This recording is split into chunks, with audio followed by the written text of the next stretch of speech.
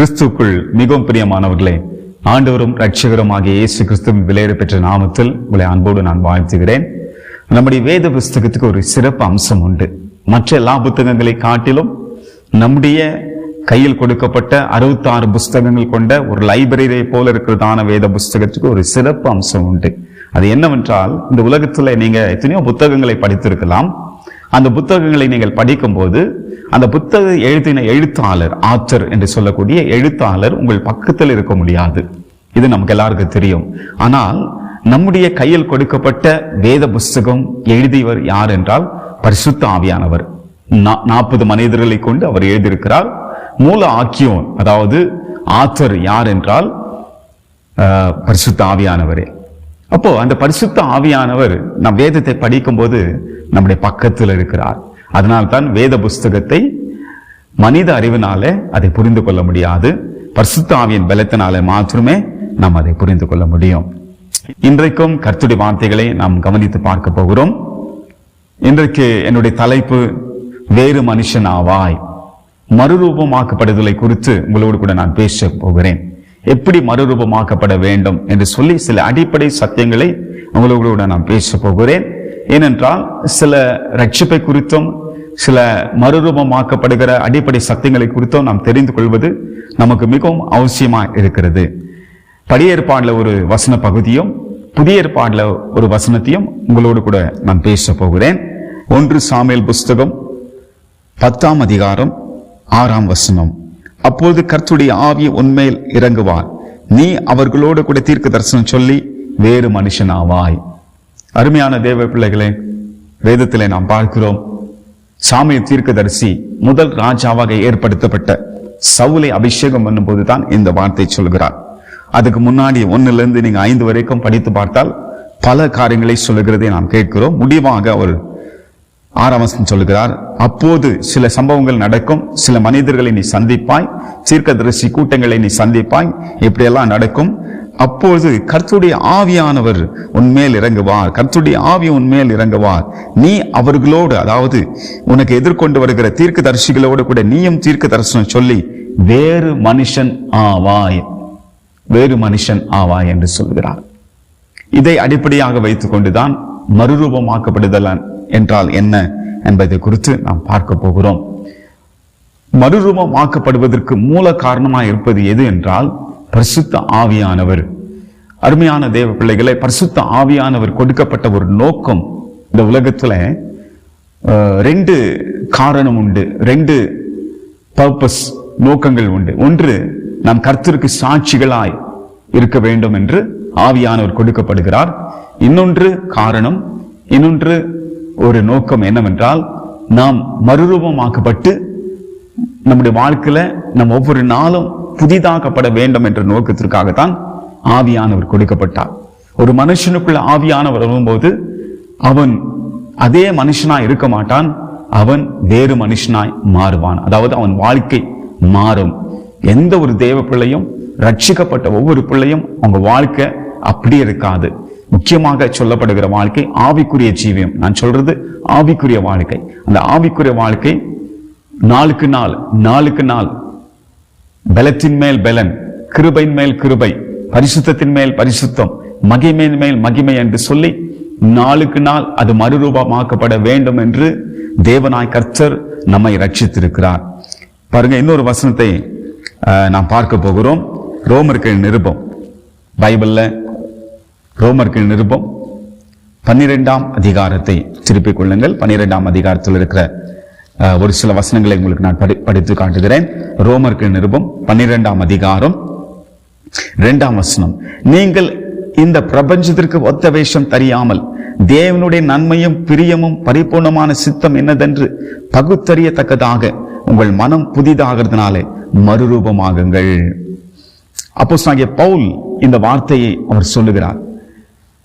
ரோமருக்கு எழுதும் போது அவர் சொல்லுகிறார், இந்த பிரபஞ்சத்திற்கு ஒத்த வேஷம் தரிக்க கூடாது, இந்த பிரபஞ்சத்தின் முறைப்படி நீங்க நடக்கக்கூடாது, இந்த பிரபஞ்சம் ஒரு பக்கம் போனால் நீங்கள் வேறு பக்கம் போக வேண்டும், உங்கள் வழியே வேறு விதமா இருக்க வேண்டும் என்று சொல்லி தேவனுடைய நன்மையும் பிரியமும் பரிபூர்ணமான சித்தம் இன்னதென்று பகுத்தறியத்தக்கதாக உங்கள் மனம் புதிதாகிறதுனாலே நீங்கள் மறுரூபமாகுங்கள். அதாவது தேவனுடைய சித்தத்தை அறிந்து கொள்ள வேண்டும் என்ற நோக்கத்திற்காக உங்கள் மனம் நாளுக்கு நாள் புதிதாக்கப்பட வேண்டும். அப்பொழுதுதான் நீங்கள் மறுரூபம் ஆவீர்கள் என்பது போல உங்கள் மனம் புதிதாகிறதுனாலே மறுரூபம் ஆகுங்கள் என்று சொல்கிறார். இந்த மறுரூபம் ஆகுங்கள் என்ற இந்த வார்த்தை டிரான்ஸ்பர்மேஷன் என்று சொல்லி ஆங்கிலத்தில் சொல்லப்பட்டிருக்கிறது. மூல பாஷையாக கிரேக்க பதத்துல இது என்ன சொல்லப்பட்டிருக்கிறது என்றால், ஏன்னா கிரேக்க வார்த்தையிலிருந்து தான் இந்த டிரான்ஸ்பர்மேஷன் என்ற அந்த வார்த்தை வந்தது. அந்த கிரேக்க வார்த்தை, அந்த வார்த்தையை நான் சொல்லிவிட்டு இதற்கு விளக்கத்தை நான் கொடுக்க விரும்புகிறேன். அதாவது அந்த கிரேக்க வார்த்தை என்னவென்றால் மெட்டமோர்போசிஸ். அப்படி என்றால் டிரான்ஸ்பர்மேஷன், மறுரூபமாக்கப்படுதல், சேஞ்ச் இன் ஷேப், அதாவது நம்முடைய ஷேப், நம்முடைய ரூபம் மாற்றப்படுதல். அருமையானவர்களே, என்ன ரூபம்? அதாவது இந்த மெட்டமோர்போசிஸ் என்ற அந்த வார்த்தையை இன்னொரு இடத்திலும் பயன்படுத்தப்பட்டிருக்கிறது. நீங்க இன்டர்நெட்ல போய் சர்ச் பண்ணி பார்த்தீங்கன்னா ஒரு பட்டர்ஃப்ளை, அதாவது பட்டாம்பூச்சி, அது எப்படி உருவாகிறது என்று அதற்கான ப்ராசஸ் என்ன அப்படின்னு நீங்க சர்ச் பண்ணீங்கன்னா இந்த வார்த்தை தான் அது சொல்லப்பட்டிருக்கிறது. அதாவது ஒரு சின்ன ஒரு புழு அந்த சில நாட்கள் ஆன பிற்பாடு அந்த புழு மேல ஒரு கூடு உண்டாகும். சில நாட்கள் அந்த புழு அந்த கூட்டில இருக்கும். பிறகு அது என்ன ஆகும்னா அதுக்குள்ள ஒரு வேற ஷேப்ல வரும், அதாவது மறுரூபமாக்கப்படும். பிறகு அந்த கூட்டை வெடித்து கொண்டு அதை உடைத்து கொண்டு வெளியே வரும்போது மிக அழகான ஒரு பட்டாம்பூச்சியா வெளியே வரும். இதை தான் என்ன சொல்றாங்கன்னா மெட்டமோர்போசிஸ் என்று சொல்லுகிறார்கள், அதாவது மறுரூபமாக்கப்படுதல். இந்த வார்த்தையை தான் அப்போஸ்தலனாகிய பவுல் இந்த கிரேக்க வார்த்தையில் அவர் பயன்படுத்தி எழுதியிருக்கிறார். அதாவது நாம் மறுரூபமாக்கப்பட வேண்டும். எப்படிப்பட்ட ஒரு ரூபத்திலிருந்து எப்படிப்பட்ட ஒரு ரூபத்துக்கு கொண்டு போக வேண்டும் என்றால், நம் ரட்சிக்கப்பட்ட சமயத்துல நம்முடைய ரூபம் யார் என்றால் ஆண்டவராகிய இயேசு கிறிஸ்து. ஆண்டவராகிய இயேசு கிறிஸ்து தான் நம்முடைய பிரதான, அதாவது நோக்கம், நம்முடைய உதாரணம், நமக்கு ரோல் மாடல், நமக்கு எக்ஸாம்பிள் எல்லாம் அவர்தான். அவரை போல நாம் மறுரூபமாக்கப்பட வேண்டும். அதனால தான் வேதம் சொல்லுகிறது. அந்த வசனத்தை உங்களுக்கு படிச்சு காட்டுகிறேன். ரோமருக்கு நிருபம் 8ஆம் அதிகாரம் 28ஆம் வசனம். அன்றியும் அவருடைய தீர்மானத்தின்படி அழைக்கப்பட்டவர்களாய் தேவனிடத்தில் அன்புக்குள்ளுக்கு சகலமும் நன்மைக்கு எதுவாய் நடக்கிறது என்று அறிந்திருக்கிறோம். அடுத்த வசனம் 29. தம்முடைய குமாரன் அநேக சகோதரர்களை முதற் பேரானா இருக்கும் பொருட்டு தேவன் எவர்களை முன்னறிந்தாரோ அவர்களை தமது குமாரனுடைய சாயலுக்கு ஒப்பா இருப்பதற்கு முன் குறித்திருக்கிறார். தேவன் ஏன் நம்மை முன் குறித்திருக்கிறார் என்பதை பவுல் இந்த இடத்தில் சொல்கிறார். ஏன் ஆண்டவர் நம்மை முன் குறித்திருக்கிறார் என்றால், தம்முடைய குமாரனுடைய சாயலுக்கு நம்மை ஒப்பாய் மாற்றுவதற்கு நம்மை முன் குறித்திருக்கிறார். அப்போ நம்முடைய ரூபம் என்ன? ஒரு ரூபத்திலிருந்து இன்னொரு ரூபத்துக்கு நாம் போக வேண்டும். எப்படி அந்த சின்ன புழு சில நாட்கள் காண பிற்பாடு, சில மாதங்கள் ஆன பிற்பாடு, சில காலங்களுக்கு பிற்பாடு அழகான ஒரு பட்டாம்பூச்சியா மாறுகிறதோ, அதே போலவே நம்முடைய வாழ்க்கையில நாளுக்கு நாள் இயேசுவை போல மறுரூபமாக்கப்பட வேண்டும். அவருடைய அன்பு, அவருடைய மனதுருக்கம், அவர் மன்னிக்கிற சுவாபம், அவருடைய குணாதிசயங்கள் நமக்குள்ள வந்து நாம் ஒவ்வொரு நாளும் பரிபூர்ணத்தை நோக்கி ஓடிக்கொண்டிருக்கும் போது முடிவில் பார்த்தா இயேசுவை போல மாற வேண்டும். அவர் வருகை நாளிலே அவரை கண்டு சந்திக்கிற நாம் அவரை போல இருக்க வேண்டும் என்று தான் தேவன் விரும்புகிறார். இதுதான் மறுரூபமாக்கப்படுது. எப்படி அந்த சின்ன, மறுபடியும் அந்த எக்ஸாம்பிளை மென்ஷன் பண்றேன். அந்த சின்ன புழு சில காலங்கள் ஆன பிற்பாடு அதுக்கு என்று ஒரு ப்ராசஸ் இருக்கிறது. பிறகு அந்த காலம் முடிந்த பிற்பாடு அது வெளியே வரும்போது புழு அருவருப்பா இருக்கும் இல்லைங்களா? புழு பார்க்கும்போது அருவருப்பா இருக்கும். அதை பார்க்கத்தக்க ரூபம் அதுக்கு இல்லாது இருக்கும். அதாவது அந்த ரூபத்தை நம்ம விரும்ப மாட்டோம் இல்லைங்களா? அந்த ரூபத்தை நம்ம விரும்ப மாட்டோம். ஆனா கொஞ்ச நாள் ஆன பிற்பாடு அந்த அருவருப்பான ரூபத்திலிருந்து ஒரு அழகான ஒரு பட்டாம்பூச்சி ரூபம், பட்டர்ஃப்ளை பார்த்தீங்கன்னா நமக்கு எல்லாருக்கும் பிடிக்கும் இல்லைங்களா? சின்ன குழந்தைகளுக்கும் பிடிக்கும், பெரியவங்களுக்கும் அதை பார்க்கும்போது அது கலர்ஃபுல்லா அவ்வளோ அழகா இருக்கும். அதே போலதான் நம்ம ஆரம்பத்துல பாவத்தில் அருவருக்கப்பட்டவர்களாக, ஒரு ரூபம் இல்லாதவர்களாக நாம் இருக்கலாம். ஆனால் மறுபடியுமாய் பிறந்து நாம் இயேசுவை போல மாற மாற மாற அழகானவர்களாய் நம் ஆவிக்குரிய ஜீவ மறுரூபமாக்கப்பட்ட ரூபமாய் மாறி தேவனுக்காய் ஒரு நல்ல ஆவிக்குரிய பிள்ளையாய் உருவாக்கப்படும். அருமையானவர்களே, இதை குறித்து நான் சொல்லும்போது ஒரு 3 பாயிண்டை உங்களுக்கு சொல்லி வேதத்தின் அடிப்படையில், அதாவது ஒரு சின்ன எக்ஸாம்பிள், அந்த சேஞ்ச் ஓவர் சுவிட்ச்னு நீங்க கேள்விப்பட்டிருப்பீங்க. சேஞ்ச் ஓவர் சுவிட்ச்னா, இப்ப பாருங்க, இப்போ மின்சாரம் இருக்கிறது, அந்த மின்சாரம் போயிடுச்சுன்னா ஜென்ரேட்டர் ஆன் பண்ணுவாங்க இல்லைங்களா? ஜென்ரேட்டர் பவர் ஆன் பண்ணுவாங்க. மின்சாரம் போயிடுச்சுன்னா, கரண்ட் போயிடுச்சுன்னா ஜென்ரேட்டர் பவர் ஆன் பண்ணுவாங்க. அப்படி மின்சாரத்துக்கும் எலக்ட்ரிக் பவர் சப்ளைக்கும் ஜென்ரேட்டருக்கும் பவர் சப்ளைக்கும் ஒரு சேஞ்ச் ஓவர் சுவிட்ச் என்று ஒன்று இருக்கும். அந்த சேஞ்ச் ஓவர் சுவிட்சை நம்ம போட்டோம்னா என்ன ஆகும்னா, மின்சார பவர்ல இருந்து ஜென்ரேட்டர் பவர் போயிடும். சப்போஸ் மின்சாரத்துல காரியங்கள் இயங்கி கொண்டிருக்கிறது என்றால், அந்த மின்சாரம் நின்றுவிட்ட சமயத்துல சேஞ்ச் ஒரு சுவிட்சை நம்ம தட்டணும்னா என்ன ஆகும் என்றால், அது ஜென்ரேட்டர் பவருக்கு அது சேஞ்ச் ஆகிவிடும். அதே போலதான் ஒரு 3 விஷயங்களை நான் சொல்லுகிறேன். அதாவது முதல் காரியம், நம்பர் 1, இருளிலிருந்து வெளிச்சத்துக்கு நாம் வந்திருக்கிறோம். அதாவது ஒரு காலத்துல நாம் எப்படி இருந்தோம் என்றால், முற்காலத்துல, ரட்சிப்பில்லாத காலத்துல, அறியாமின் காலத்துல, அந்த காலத்துல நாம் எப்படி இருந்தோம் என்றால், நாம் பாவத்துல வாழ்ந்து கொண்டிருந்தோம். பைபிள் இதை குறித்து சொல்லுகிறது. எபேசியருக்கு நிருபம் 2ஆம் அதிகாரம் 12-13 பாருங்க. பைபிள் சொல்லுது, அக்காலத்துல கிறிஸ்துவை சேராதவர்களும் இஸ்ரவேலுடைய காணியாட்சிக்கு புறம்பானவர்களும் வாக்குத்தத்தத்தின் உடன்படிகளுக்கு அந்நியரும் நம்பிக்கை இல்லாதவர்களும் இவ்வுலகத்திலே தேவன் அற்றோர்களா இருந்தீர்கள் என்று நினைத்துக் கொள்ளுங்கள். முன்னே தூரமா இருந்த நீங்கள் இப்பொழுது கிறிஸ்து இயேசுக்குள் கிறிஸ்துவின் ரத்தத்தினாலே சமீபமானீர்கள். இதை முற்காலத்துல, அக்காலத்துல என்று சொல்லப்பட்டிருக்குது.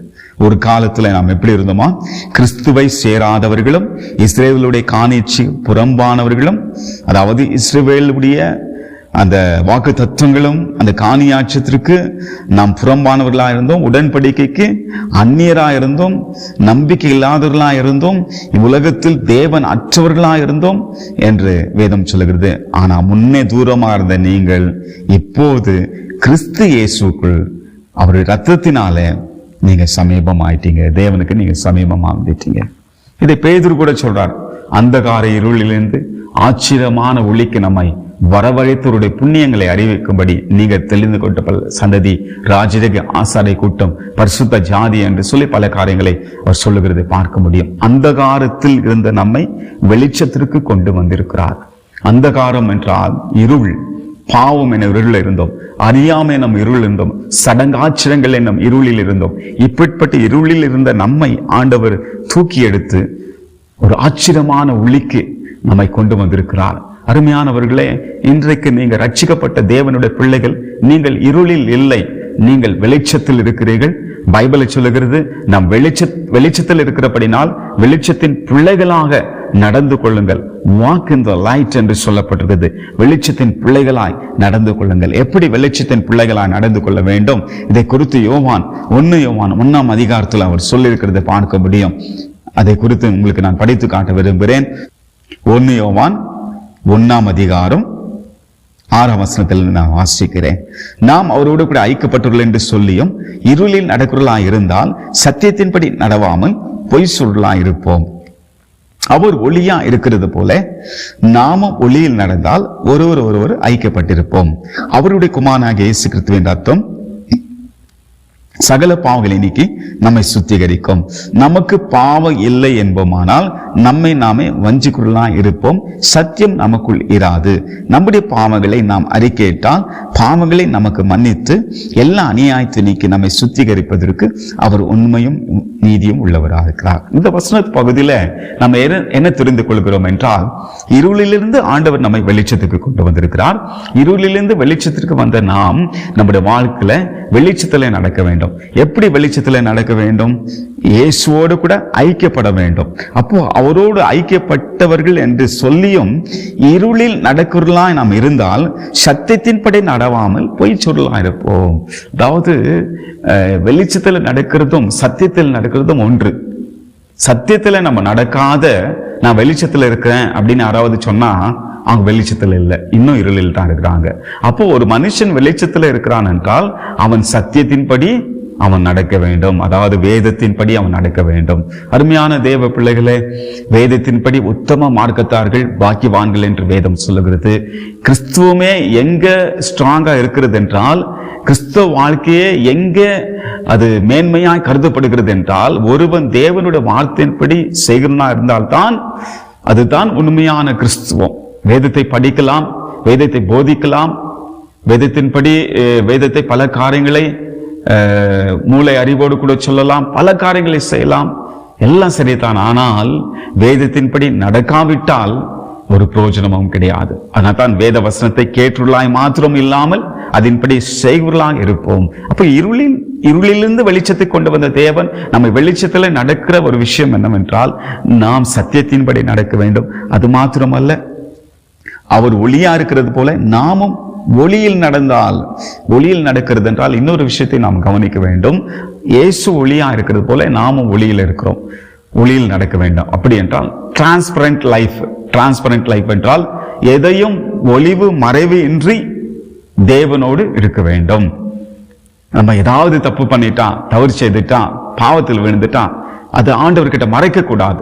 அவர் பாதத்துல போய் விழுந்து கதறி அழுந்து மனம் திரும்பி ஆண்டவர்கிட்ட நம்ம அர்ப்பணிக்க வேண்டும். டிரான்ஸ்பரண்ட் லைஃப் இருக்க வேண்டும். என்கிட்ட பாவமே இல்லை, நான் ரொம்ப பர்ஃபெக்டா இருக்கிறேன், நான் ரொம்ப ரைட்டா இருக்கிறேன் அப்படின்னு யாராவது ஒருவர் சொல்வார், ஆனால் அவருக்குள் சத்தியம் இராது, தேவனை அவர்கள் பொய்யராக்குகிறார்கள் என்று சொல்லி யோவான் சொல்லுகிறார். அப்போ சத்தியத்தில் நடப்பதும் ஒளியில் நடப்பதற்கு சமமாகும்.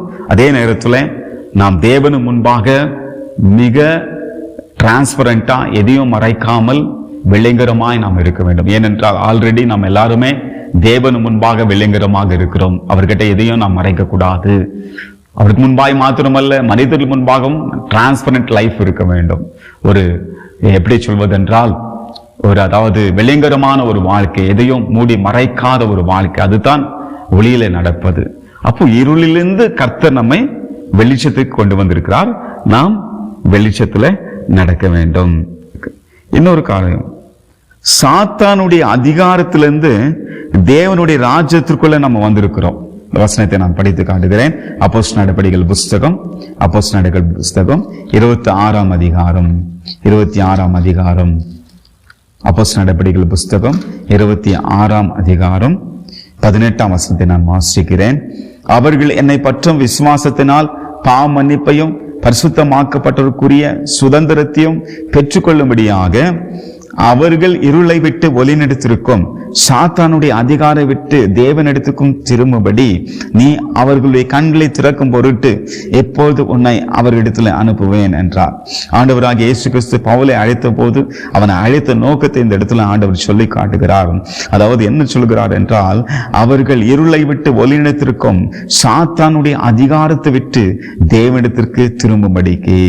அப்போ இருளிலிருந்து வெளிச்சத்துக்கு நாம் வந்திருக்கிறது மாத்திரமல்ல, சாத்தானுடைய அதிகாரத்திலிருந்து தேவ ராஜ்யத்திற்குள் நாம் வந்திருக்கிறோம். அதாவது ஒரு காலத்துல சாத்தான் நம்மை ஆளுகை செய்து கொண்டிருந்தான். சாத்தானுக்கு அடிமையா இருந்தோம். அவன் சொல்றதெல்லாம் தான் நம்ம சேர்ந்திருந்தோம். அவன் எதெல்லாம் சாமின்னு சொல்றானோ அதை தான் நம்ம வணங்கி கொண்டிருந்தோம். சாத்தானுக்கு அடிமையா இருந்தோம், சாத்தானுடைய பிடியில் இருந்தோம். எப்படி இஸ்ரவேல் மக்கள் பார்வனுடைய பிடியில இருந்தார்களோ அதே போலதான் சத்ருவின் பிடியிலே நாம் இருந்தோம். உண்மையான கடவுளை நாம் அறியவில்லை. உண்மையான கடவுளை சாத்தான் மறைத்து விட்டான், தேவ சாயலை மறைத்து விட்டான். ஆனால் தேவ ராஜ்யத்திற்குள்ள ஆண்டவராக இயேசு கிறிஸ்து சிலுவையின் மூலமாய் தேவ ராஜ்யத்திற்குள்ளே நம்மை கொண்டு வந்திருக்கிறார். தேவ ராஜ்யம் அது எப்படிப்பட்டது என்றால், அது புதிய மனுஷனை உண்டாக்குறது, புது சிருஷ்டியாய் நம்மை மாற்றுகிறது, புது மனுஷனை உண்டாக்குறது, புது சிருஷ்டியாய் மாற்றுகிறது. அது மாத்திரமல்ல, புதிய ஐடென்டிட்டி, நமக்கு ஒரு புதிய அடையாளத்தை கொடுக்கிறது. ஒரு ராஜ்யத்திற்குள் இன்னொரு ராஜ்யத்துக்கு எப்படி போகிறார்களோ, சப்போஸ் ஒரு நாட்டிலிருந்து இன்னொரு நாட்டுக்கு போகிறது போலவே இந்த பூமிக்குரிய காரியத்திலிருந்து பரலோக ராஜ்யத்திற்கு நாம் செல்லும் பொழுது, அதாவது சாத்தானுடைய அதிகாரத்திலிருந்து நாம மீட்டுக்கொண்டு ஆண்டவர் தம்முடைய ராஜ்யத்துக்குள்ள வைக்கும் போது நமக்கு ஒரு புதிய அடையாளத்தை கர்த்தர் கொடுக்கிறார். வேதம் சொல்லுகிறது, இந்த தேவ ராஜ்யத்துக்குள்ள வருகிற வாழ்க்கை வித்தியாசமான வாழ்க்கை, ஒரு மேன்மையான வாழ்க்கை. அருமையான தேவ பிள்ளைகளை, ஆண்டவர் கொடுக்கிற வாழ்க்கை மிக உயர்ந்த, அதாவது குவாலிட்டி நிறைந்த ஒரு வாழ்க்கை. உதாரணத்துக்கு நான் சொல்லுகிறேன் பாருங்க, மலை பிரசங்கத்துல தான் ஆண்டவர் இதை அழுத்தம் திருத்தமாய் சொல்லியிருக்கிறார்.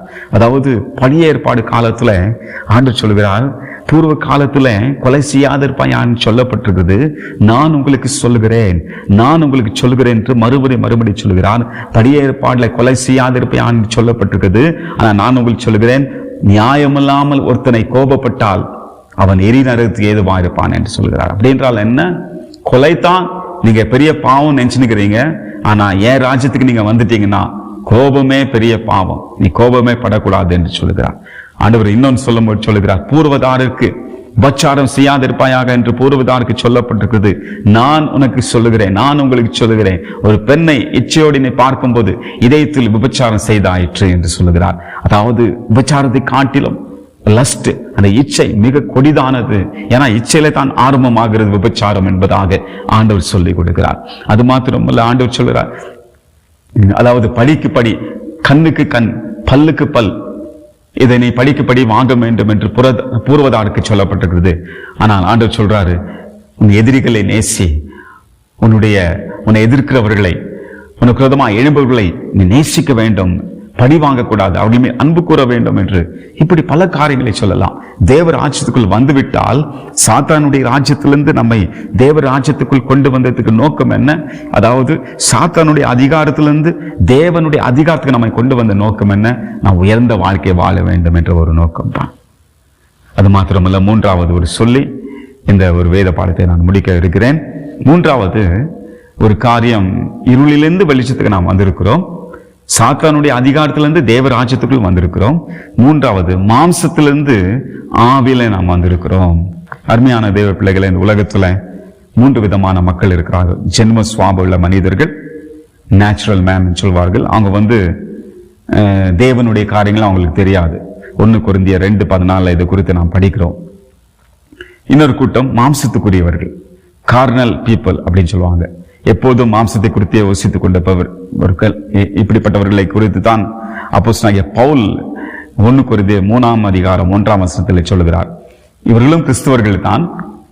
கொரிந்தியர் சபைக்கு வரங்கள் செயல்பட்டன, திருச்சபையில் ஆராதனையை நடத்தினார்கள், நன்றாக இருந்தார்கள். ஆனாலும் அவர்களுக்குள்ள வாக்குவாதங்களும் பலவிதமான பிரச்சனைகளும், குரூப்பிசம், வாக்குவாதங்கள், நான் அப்போலை சேர்ந்தவன், நான் பவுலை சேர்ந்தவன், நான் கேபாவை சேர்ந்தவன் என்று தங்களுக்குள்ளே பிரிந்திருந்தபடினால் பவுல் அவர்களை பார்த்து சொல்லுகிறார், நீங்கள் குழந்தைகளைப் போல இருக்கிறீர்கள், மாம்சத்துக்குரியவர்கள் என்று சொல்லி. அப்படியே மாம்சத்துக்குரிய ஒரு கூட்டம் உண்டு.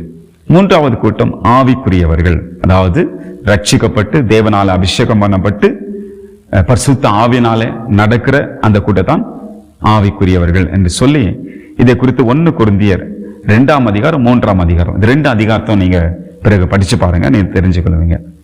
அப்போ இந்த மாம்சத்துக்குரியவர்கள் மாம்சத்திலிருந்து நம்ம ஆவில நடக்க வைக்கிறார். ஏன்னா மாம்சத்துக்குரியவர்கள் பலவீனம் உள்ளவர்களா இருக்கிறார்கள். அவர்கள் இன்னும் பாலை குடித்துக் கொண்டிருக்கிறார்கள். மனுஷன் மார்க்கமாய் அவர்கள் நடப்பவர்கள், மனுஷ மார்க்கமாய் யோசிப்பவர்கள், இன்னும் சடங்காச்சர்களை பின்பற்றி கொண்டு ஒரு உண்மையான கிறிஸ்தவர்களாய் வாழ முடியாதவர்கள்.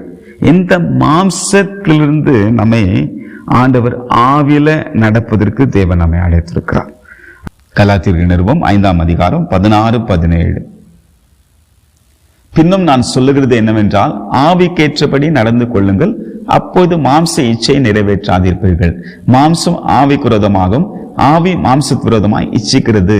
நீங்கள் செய்ய வேண்டும் என்றிருக்கிறவர்களை செய்யாதபடி இவைகளை ஒன்றுக்கொன்று விரோதமாய் இருக்கிறது. அதாவது பவுல் சொல்லுகிறார், நாம் மாம்சத்தின்படி நடக்கக்கூடாது, ஏனென்றால் ஆவிக்கேற்றபடி நாம் நடந்து கொள்ள வேண்டும்.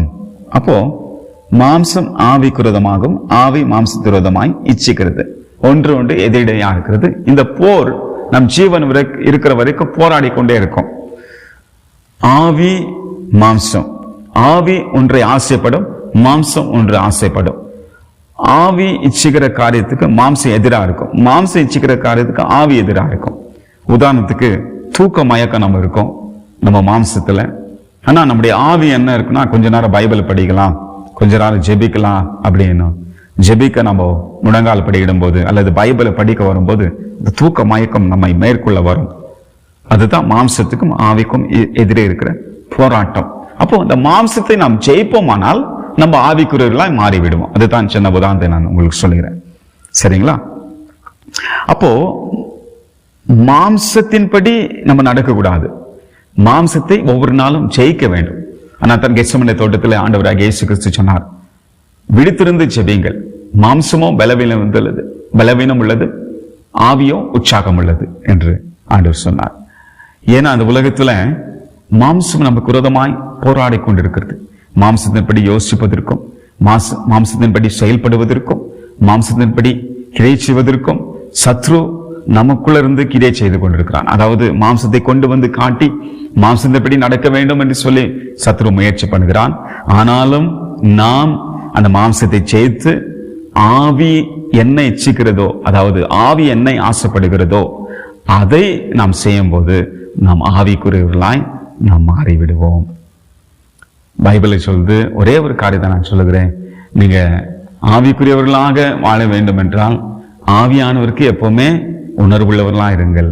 ஆவியானவர் நம்மோடு பேசுவார். பாருங்க, பெரிய பெரிய ஊழியக்காரோடு தான் ஆவியானவர் பேசுவார் என்பதில்லை, சாதாரண ஒரு விசுவாசியோடு கூட ஆவியானவர் பேசுவார். நீங்க சென்சிட்டிவா இருக்கணும், உணர்வு பூர்வமா இருக்கணும். ஆவியானவரே என்னை நடத்துங்க, என்னோடு பேசுங்க, என் சப்கான்சியஸ்ல, என் உள்ள உணர்வுல பேசுங்க, என் மனசாட்சியில பேசுங்க, வார்த்தை கொண்டு என்னோடு பேசுங்க அப்படின்னு நீங்க செபிக்கும் போது ஆவியானவர் உங்களோடு பேசுவார். அப்போ அவருக்கு நீங்க செவி கொடுத்தா ஆவியில நீங்களே நடக்க முடியும். ஆனா தான் பைபிளை சொல்வது ரோமர் 8:14, எவர்கள் தேவ ஆவியினால் நடத்தப்படுகிறார்களோ தேவனுடைய புத்திரராக இருக்கிறார்கள். அதாவது தேவ ஆவியில நடத்தப்படும் போது நம் மெச்சூர்டு கிறிஸ்டியனாய், தேவனுக்கு புத்திரர்களாய் நாம் இருக்க முடியும். அதனால மறுரூபமாகுங்கள். கர்த்தர் உங்களை வேறு மனுஷனாய் மாற்றுவார்.